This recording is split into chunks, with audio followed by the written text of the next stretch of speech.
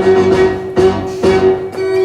does a bastard, orphan, son of a whore and a Scotsman, locked in the middle of a forgotten spot in the Caribbean by providence impoverished and squalor, grow up to be a hero and a scholar, the $10 founding father without a father? Hi!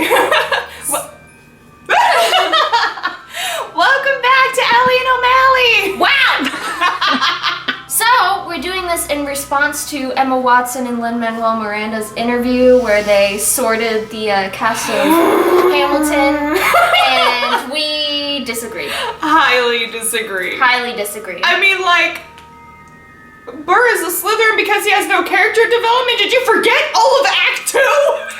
I mean, also, the fact that putting someone in Slytherin means that they don't have character development, like, come on, classic Gryffindor right there. You don't have any character development, I'm so sorry.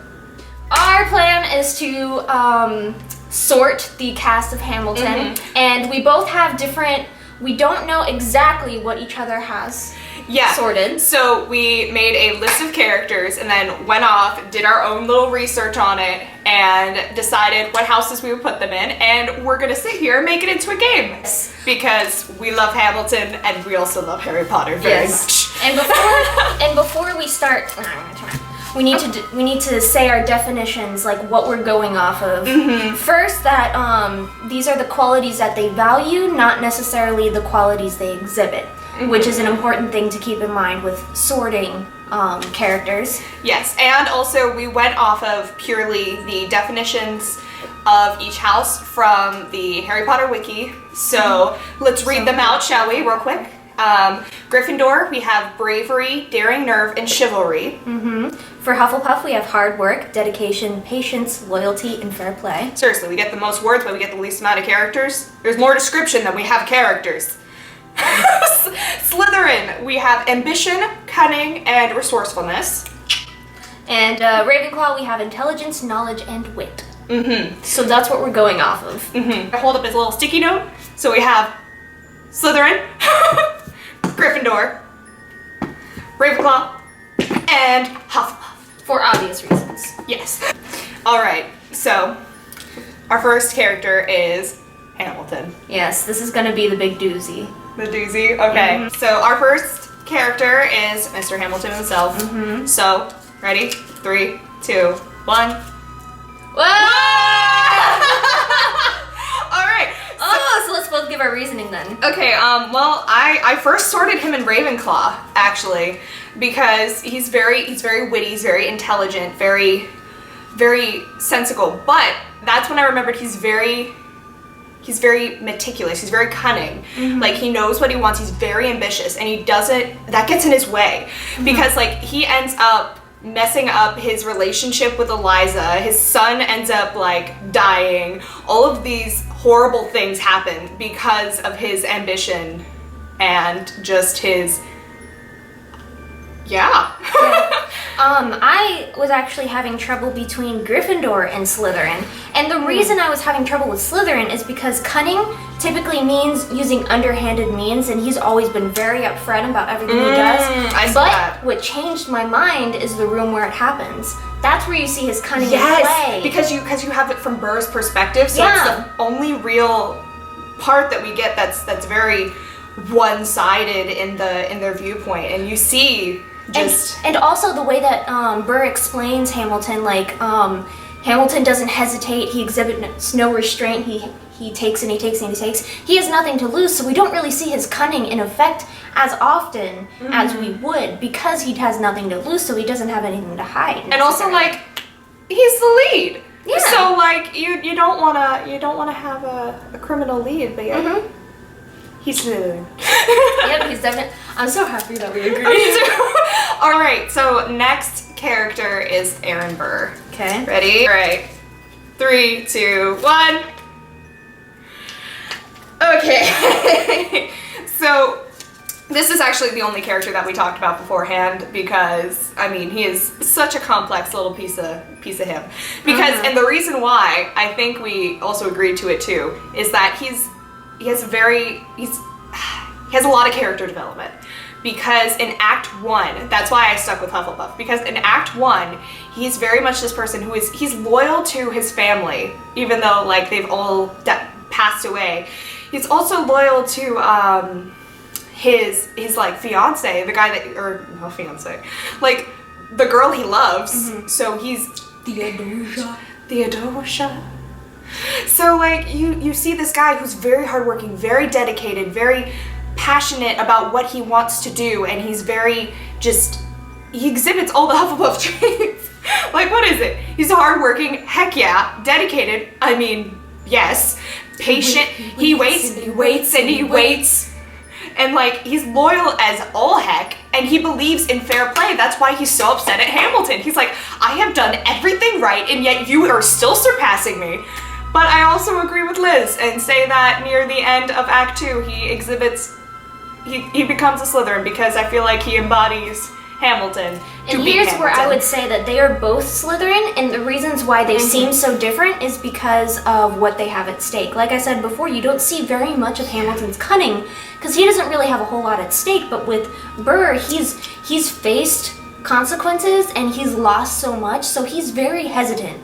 So, especially the election of 1800, it's like that's where we see him like just embody the Slytherin. He's just like, I want to be in the room where it happens. The room where it I've happens. got to be in the room where it happens. I've got to be. And it's just like, you see it, it's just like, you're campaigning? Honestly, it's kind of draining.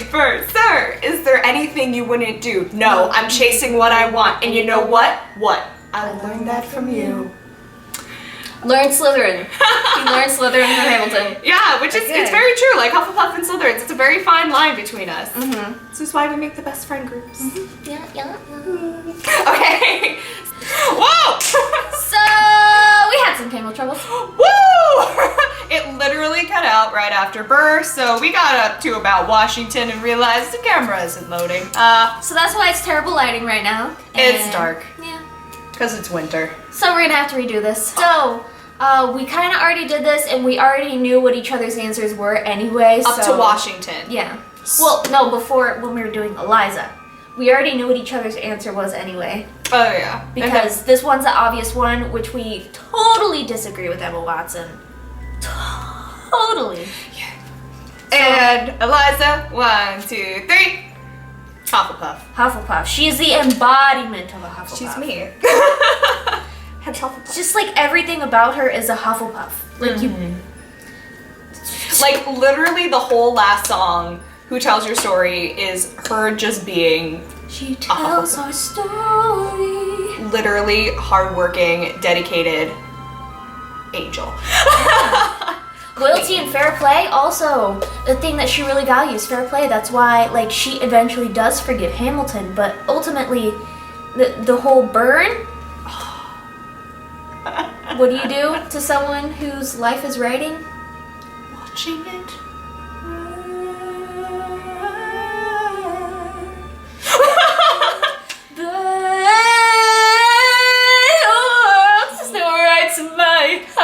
Moving on! Angelica Schuyler. Yes. Ready? 1, 2, 3. Alright, so obviously we already knew each other's answers. we did. So, we also agreed that, like, people can be multiple houses in one.